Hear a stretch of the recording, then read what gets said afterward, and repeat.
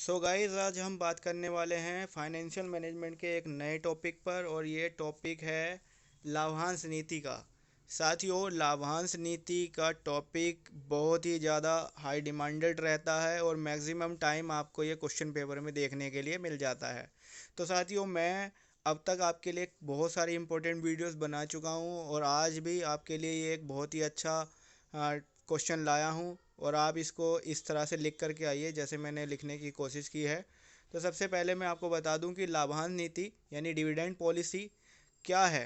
तो लाभांश नीति का आशय प्रबंधकों के उस निर्णय से है जिसका संबंध इस बात से होता है कि लाभ के कितने भाग को लाभांश के रूप में वितरित किया जाए और ये किस रूप में बांटा जाए।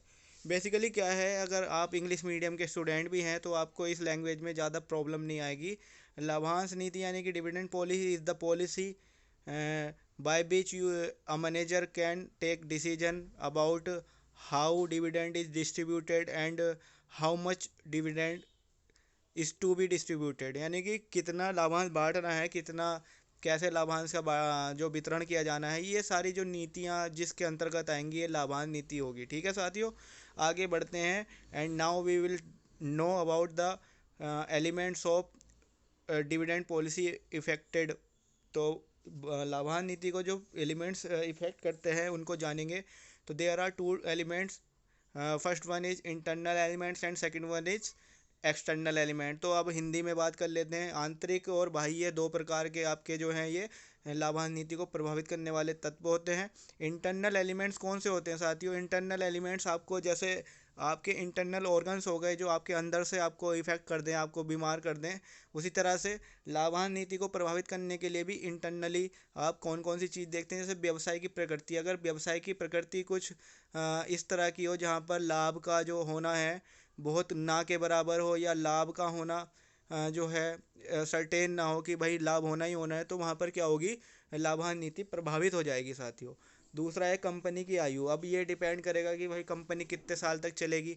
जितने साल तक कंपनी चलाने की बात की जा रही है उसमें कंपनी का क्या स्तर रहा है, पिछला स्तर क्या रहा है, उस आधार पर भी लाभांश नीति प्रभावित हो सकती है। कंपनी की तरलता स्थिति लाभांश नीति को प्रभावित करती है कि उसकी लिक्विडिटी क्या कंडीशन है। भाई अगर मान के चलिए हमने प्रॉफिट तो अर्न किया है बट हमारे इन हैंड पैसा वगैरह नहीं है, तो एक तरह से माना जाएगा कि हम मार्केट में अपने आप को फंसा के बैठ गए हैं। उस कंडीशन में भी आप लाभांश नीति को अच्छा तरह से इम्प्लीमेंट नहीं देख पाएंगे।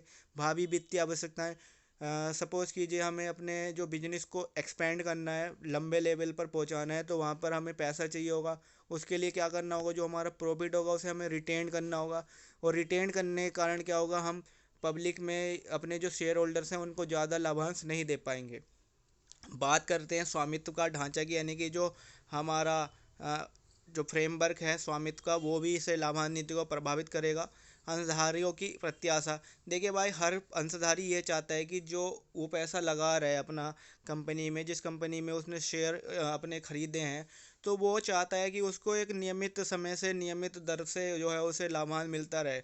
अगर उसको लाभांश नहीं मिलेगा तो वो क्या करेगा, उस कंपनी से बाहर निकलेगा। और ऐसे करने से क्या होगा, कहीं ना कहीं कंपनी की जो गुडविल है वो भी ख़राब होगी, साथ ही साथ उसकी जो स्टेबिलिटी है, उसकी जो एक अच्छी कंडीशन है वो भी बिगड़ सकती है।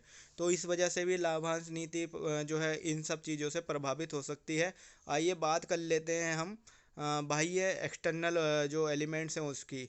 ठीक है साथियों, पहला नंबर पर आता है सामान्य आर्थिक परिस्थितियाँ की क्या कंडीशन रही हैं पिछले टाइम में, जिस तरह से लाभांश वितरित किया जाए ये डिपेंड करेगा। वैधानिक प्रतिबंध, यानी कि जो स्टैचुरी या फिर कहना चाहिए लीगल प्रोविज़न है कि भैया 90% तो इन्वेस्टर कंपनी को डिविडेंड जो है अपना इशू करना ही करना है और 60% ट्रेडिंग कंपनी को करना है। बाकी ऐसा रूल में तो होता है, लेकिन रूल को किस तरह से मैनिपुलेट किया जाता है ये सब भी विधान में है। ठीक है साथियों, पूंजी बाजार की क्या स्थिति है वो भी जो है डिविडेंड पॉलिसी को इफ़ेक्ट कर सकती है। सरकार की नीतियां कर सकती हैं कि सरकार अगर कंपनीज़ के फेवरेबल होगी तो उसको जो है अच्छा प्रॉफिट अर्न करने के लिए मिल जाएगा। और जब वो प्रॉफिट अच्छा अर्न करेगी तो क्या होगा, लाभांश भी अच्छा बढ़ देगी। साथियों, अगर टैक्सेशन पॉलिसीज़ अच्छी होंगी सरकार की, जैसे करारोपण नीति यहाँ पर लिखा है, तो टैक्सेशन पॉलिसी अगर फेवरेबल है कंपनी के, वो टैक्स कम लगा रही है वहाँ पर, तो वहाँ भी क्या होगा, कंपनी लाभांश अच्छा बांट पाएगी, यानी कि करारोपण नीतियाँ भी कहीं ना कहीं इफ़ेक्ट कर सकती है डिविडेंड जो हमारी पॉलिसी है उसको। और मैंडेट, पब्लिक का मैंडेट तो बहुत ही बड़ी चीज़ है। पब्लिक तो पता नहीं क्या से क्या कर दे। जैसे कि आप सभी देख पा रहे हैं भारत में वर्तमान समय में क्या हो रहा है, आप सभी देख पा रहे हैं कि पब्लिक के द्वारा ही सब कुछ हो रहा है।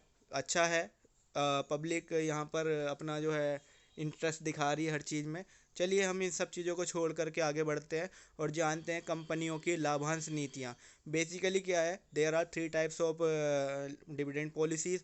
फर्स्ट वन इज लिबरल, जो बहुत उदारवादी है, यानी वो जो है अपने अंशधारियों के प्रति अच्छा बर्ताव, अच्छा व्यवहार रखने के लिए अपने यहाँ पर 80 और 80 से ज़्यादा % डिविडेंड घोषित कर देती है। तो ऐसी कंपनियां उदार लाभांश नीति अपनाती हैं। ऐसी कंपनियां जो अपने यहाँ पर 20% या उससे भी कम जो है लाभांश घोषित करती हैं, तो ऐसी कंपनियां कहलाती हैं कठोर, यानी डिक्टेटर टाइप की कंपनियां। लाभांश नीति, ऐसी कंपनियां देखिए लाभांश नहीं बांटेंगी तो अंशधारियों का विश्वास जाएगा ही जाएगा, और जब वक्त ज़रूरत अंशधारियों की ज़रूरत पड़ेगी तो वहाँ पर ये कंपनियां डूबने के चांसेस भी रखेंगी।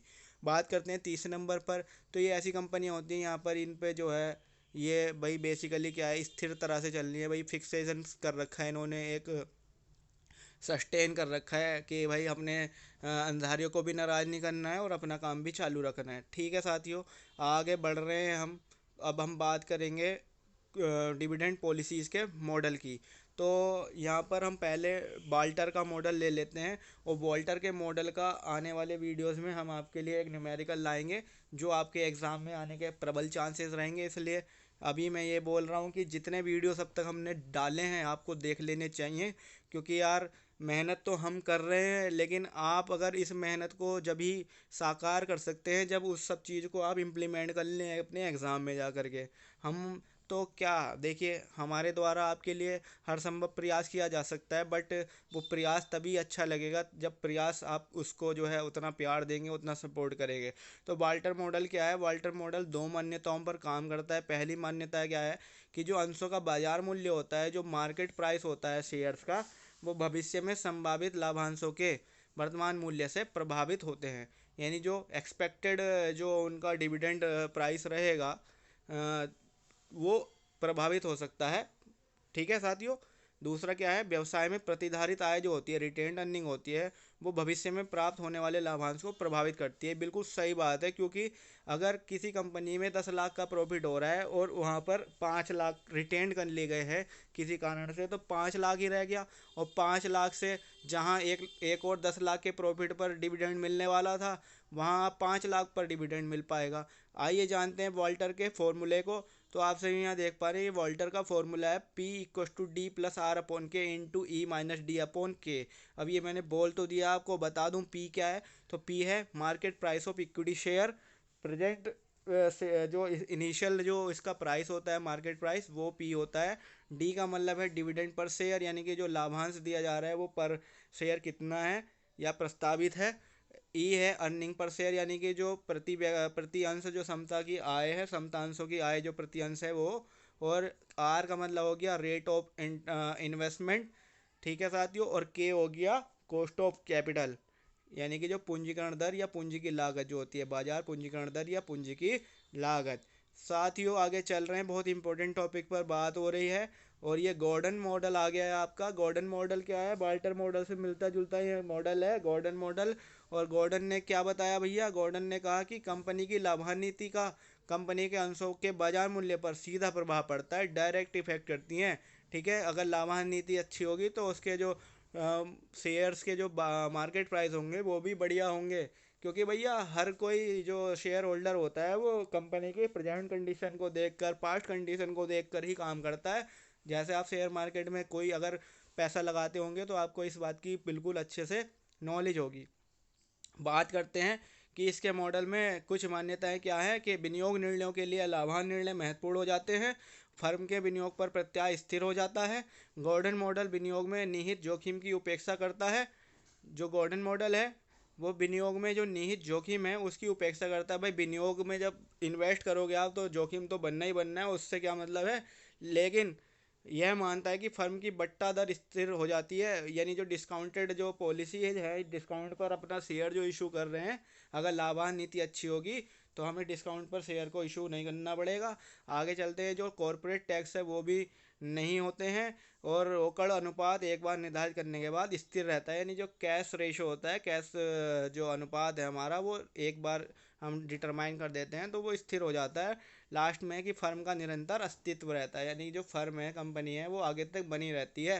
साथियों, इसका फॉर्मूला क्या है कैलकुलेट करने का, यहाँ पर है P equals to E 1-B/K-BR। भाइयों, क्या है के, क्या है बी, क्या है आर, ये जानते हैं। तो ई तो आपने समझ लिया था, पी भी समझ लिया, कोई बात नहीं, पी फिर से समझा दूं। P equal to value of an equity share at the beginning of the year, यानी कि वर्ष के प्रारंभ में इक्विटी शेयर्स का मूल्य। ठीक है। ई मतलब अर्निंग पर शेयर, यानी कि प्रति अंश आय, लेकिन ये इक्विटी शेयर की होती है, ये भी ध्यान रखना। डी का मतलब होता है डिविडेंड पर शेयर। बी होता है परसेंटेज ऑफ रिटेन्ड अर्निंग। ठीक है साथियों। के आर का मतलब हो गया rate of return on investment, और के का मतलब होता है कॉस्ट ऑफ इक्विटी कैपिटल। तो साथियों, ये छोटा सा वीडियो अभी और आपको इंटरेस्टिंग लगने लग जाएगा, और ये बहुत ही बेहतरीन हमने कोशिश की है आपके बनाने के लिए। अब बात कर रहे हैं लाभांशों के विभिन्न प्रकार की। तो जैसे स्कंद लाभांश है, इसका मतलब होता है स्टॉक डिविडेंड। अब क्या करती हैं कुछ कंपनियां, नकद लाभांश ना दे करके अपने कंपनी के स्टॉक्स वगैरह जो है उनको इशू कर देती हैं। ठीक है। नकद लाभांश यानी जब कंपनियां अपने अंशधारियों को लाभांश नकद रूप में प्रदान करती हैं। संयुक्त लाभांश जब कंपनियां नकद और अन्य तरह से लाभांश प्रदान करती हैं।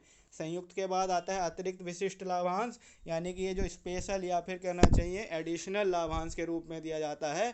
ठीक है साथियों। पांचवा हो गया बंद पत्रों के रूप में लाभांश।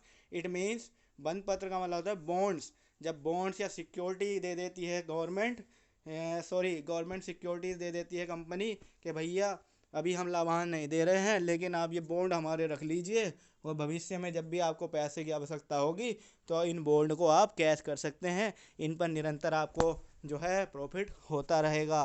ठीक है साथियों। आगे बढ़ रहे हैं हम। वैकल्पिक लाभांश, यानी ये हो गया ऑप्शनल अल्टरनेटिव डिविडेंड। संपत्ति लाभांश, अब ऐसी कोई संपत्ति जो हमारे कंपनी के अंदर है, जिसको हम जो है कंपनी वाले जो है बेचना चाह रहे हैं, तो बेच करके क्या है वो संपत्ति में से हिस्सेदारी दे देंगे। ठीक है। इसे संपत्ति लाभांश कहा जाता है। और लास्ट में अंतरिम लाभांश, जब कंपनी जो है प्रॉफिट अर्न करती रहती है, लेकिन वर्ष के अंत के पहले ही लाभांश की घोषणा कर दे और बतला दे कि भैया इतना जो है हमारा डिविडेंड इस बार का रहेगा। That is called interim dividend. और लास्ट में आ जाता है फाइनल, यानी कि जो अंतिम लाभांश कहलाता है फाइनल। अंतरिम और अंतिम लाभांश में क्या अंतर है मेरे भाइयों, इस पर भी मैंने एक वीडियो बनाई थी।